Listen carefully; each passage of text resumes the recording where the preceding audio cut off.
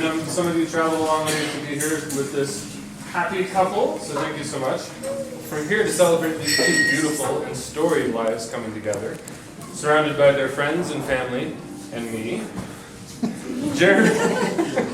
Jeremy and Paula asked you to send stories and anecdotes to share tonight, and I want to take time to reflect on them. I got to read what you wrote, and I got to speak with some of you tonight. I want to say I feel like a member of your inner circle already, perhaps because a lot of you were very open with a stranger over email about stories and anecdotes. I got a lot of information. Well, let me do a disclaimer. Blackmail precedes when? Yeah, exactly.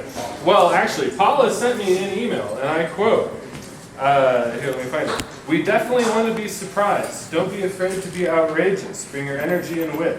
It will be memorable." So, if anyone asks what happened here tonight, just know that those are my orders. And that was before we met, or she ran a background check, trying to check on me. But so anyway, the bad news is I can't read everything you sent in verbatim tonight. You'd be here too long. The good news is it's clear that you two have had a tremendous life before you met, while you've been together, and have many adventures still to come. So it's really touching to be a part of this, and I know that everyone here is very excited for you to start this next chapter. Now, with that, let me share some of what you sent in, most of which will remain anonymous. I will say, it sounds like the wedding night should be pretty good. I jotted down that you're getting into cheetah print and snakeskin attire. I also want to point out that someone sent an email that described Jeremy's moans of pleasure, and then later sent me an email clarifying those are the sounds he makes when he eats. So, it's just true. But let me read. We have some really great ideas. So one person wrote, "I've known Jeremy longer than just about anyone else in Colorado. We shared a love of skiing and a warped personality.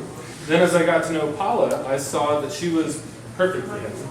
She certainly knows how to share her life with him. She shows the little acts of kindness that are important for a relationship."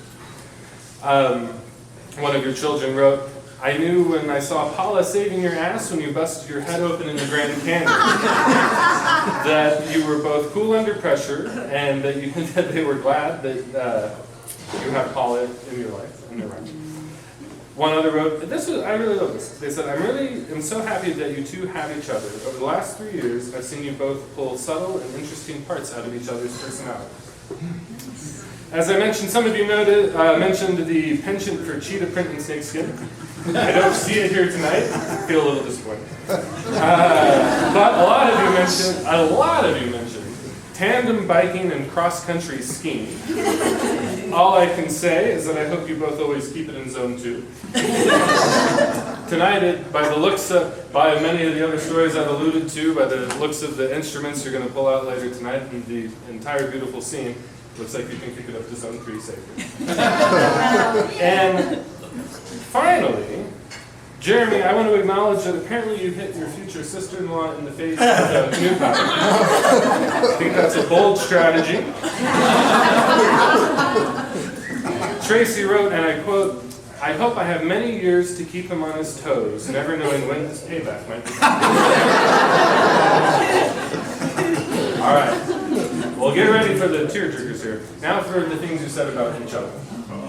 From Jeremy, he said of Paula, "Starting from the first date, I recognized Paula's hippie characteristics, which she denied or was not aware of.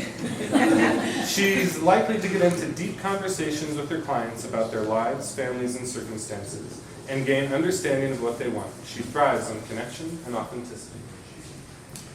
From Paula, she said of Jeremy, "I have learned that when Jeremy says we're going for a stroll, that could mean 2,500 feet of elevation." He has full-on conversations with himself. His passion for saving our planet and grassroots politics makes me proud and inspires me daily. His brutal honesty can be painful at times, but you know where you stand, and it's refreshing.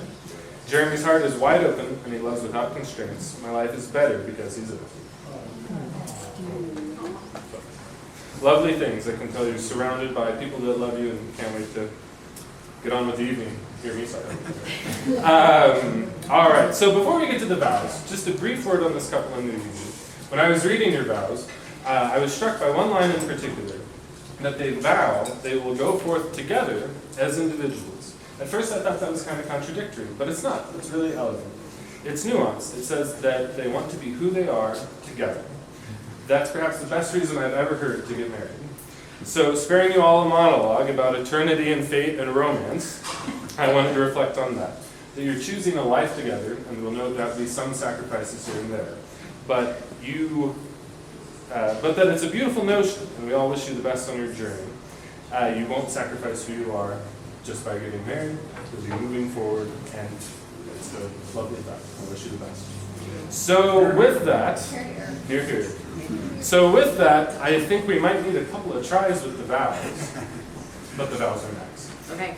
Do you want to? I know you had them in your envelope.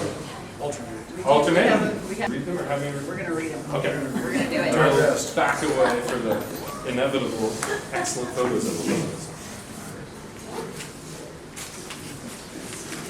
We're going to start. Okay. I printed it out big. Big. All eyes. Having made some mistakes and learned some hard lessons the first time around, I vow to always speak the truth and to be strong enough to be vulnerable to the hurt that may come. To hold each other in an envelope of safety and love and joy. To maintain individuality and to hold each other's best interest as dearly as our own. To honor each other's growth, and when it inevitably comes, each other's fading. To celebrate our new sons, daughters and their families, and the binding of our extended families and friends. To laugh, play, travel, and make music. To endeavor to savor the world as well as save the world. To go forward together as individuals who choose this partnership. Yeah. Until death do us part.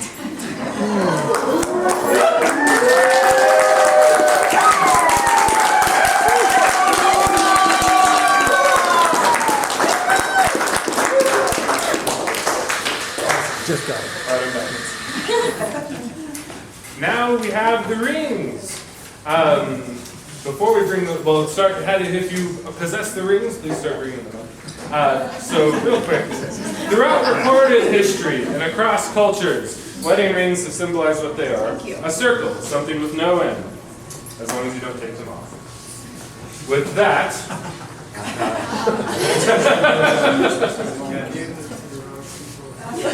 good job.